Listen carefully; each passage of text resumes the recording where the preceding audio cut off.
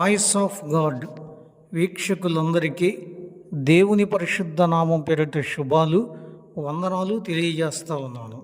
నేడు మనం 80వ స్వతంత్ర దినోత్సవ వేడుకలు జరుపుకుంటున్నాం.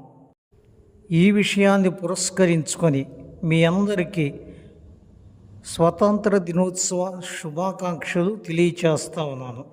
Happy independence day to all. British వారైన విదేశీ పాలకుల నుండి విముక్తి పొందినటువంటి శుభవేళ.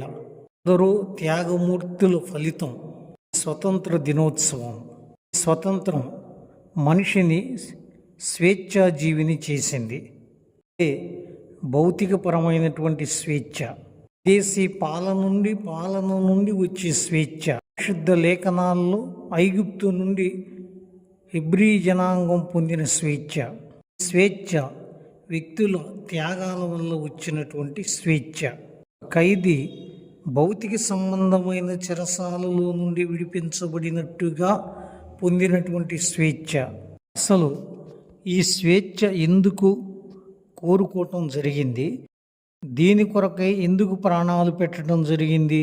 ఎంత కష్టపడి తెచ్చుకున్నటువంటి ఈ స్వేచ్ఛను ఎంతవరకు నేడు దేశం అనుభవిస్తుంది అన్నటువంటిది ప్రశ్నార్థకం.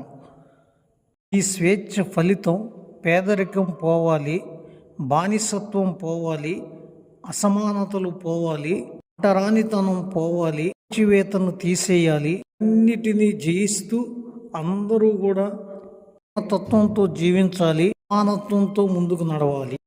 ఇటువంటి స్వేచ్ఛ పొందాలని ప్రాణాలే పెట్టి ఈ స్వాతంత్రాన్ని తెచ్చుకోవటం జరిగింది. ఎంతో మంచి సంగతి.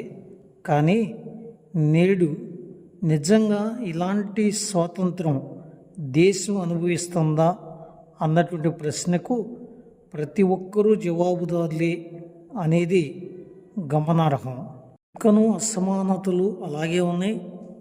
బానిసత్వాలు, పేదరికం ఎన్నెన్నో అప్పటికంటే ఇప్పుడు ఇంకా ఎక్కువగానే జరుగుతున్నాయి అన్నది వాస్తవ చరిత్ర. పరిశుద్ధ గ్రంథాన్ని అనుసరించి ఇప్పుడు మనకివ్వాలనుకున్నటువంటి స్వతంత్రం ఏంటి? యువత ప్రజలు మేము ఎవనికి ఎన్నడూ దాసులమై ఉండలేదే అని మాట్లాడుతున్నారు. పోయిన యేసుక్రీస్తు వారితో ఏమంటున్నారు? కుమారుడు మిమ్మును స్వతంత్రులుగా చేసిన ఎడల మీరు నిజముగా స్వతంత్రులయ్యుందురు అని ఆయన మాట్లాడుతున్నాడు. వీళ్ళు దాసులుగానే ఉన్నారు అన్నది ఆయన భావం.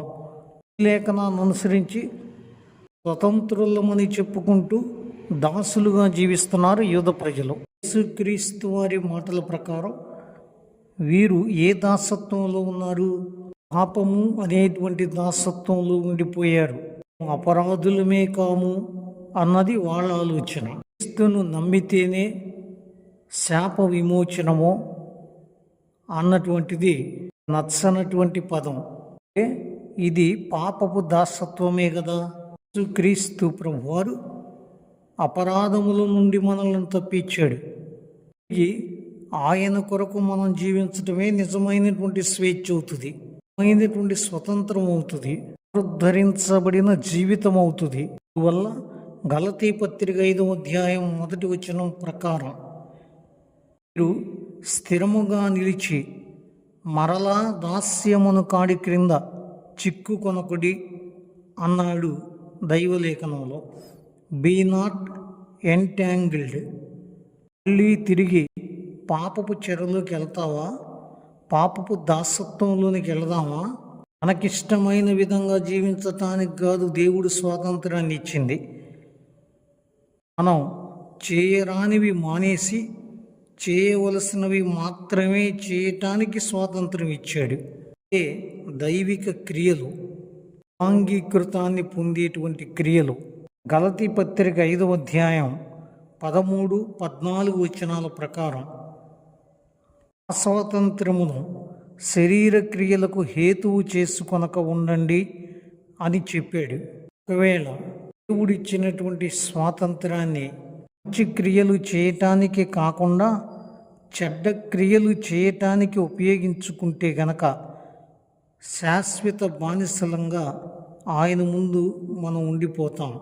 దేశానికి స్వాతంత్రం, మంచి క్రియలు చేయటానికి ఇచ్చిన స్వాతంత్రం, పాపం మానేసి ప్రభు కొరకు బ్రతకటానికి. తిరిగి ప్రభువుకు దూరంగా అయితే గనక స్వాతంత్రం పొందిన బానిసలం కిందే లెక్క. వచనాలు మదిలో ఉంచుకుందాం. దేశీయుల నుండి స్వాతంత్రం మనుషుల వల్ల వచ్చింది. పాపము నుండి విడుదల, స్వాతంత్రం పరిశుద్ధుని రక్త ప్రోక్షణతో వచ్చింది. ప్రభు కొరకే జీవిస్తూ దైవాశీస్సులు అనుభవిస్తూ నిజ స్వతంత్రులంగా నిలుద్దాం. దేవుడి మాటలను దీవించునుగాక. ఆమేన్. ప్రార్థన.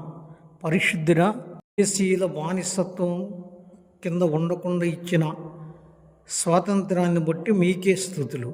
పాపపు బానిసత్వం నుంచి విడిపించబడటానికి నీ రక్తాన్ని చిందించిన నీకే స్తుతులు. జీవించుటే నిజ స్వతంత్రం, లేదా నిరంతర బానిసలమే. ఒక్కరూ నీ కొరకు జీవించి కృపించి దీవించమని యేసయ్య దివ్యనామం పేరిట అడుగుచున్నాము తండ్రి. ఆమేన్. త్రియేక దేవుని దీవెన సదాకాలం మీ అందరికీ తోడి నడిపించునుగాక. ఆమేన్. అందరికీ వందనాలండి. సెలవు.